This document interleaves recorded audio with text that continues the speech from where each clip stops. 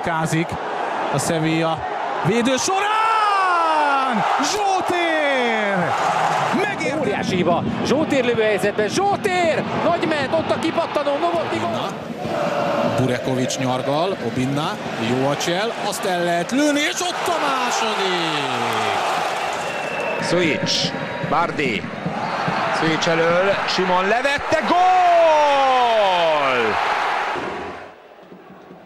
Tolja meg jó ütemben Balog mellett, vissza lövésre, gyönyörű gól! Hely, mekkora gólt rúgott Mitrovic, káprázatosan!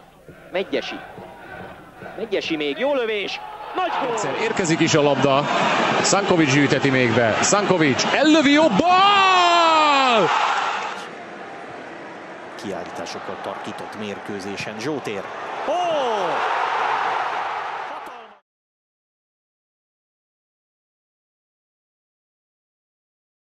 Horváth mellett eltolják, Lázár a 16-oson kívülről, besúrran az alsó sarokba, ott a negyedik újpesti gól.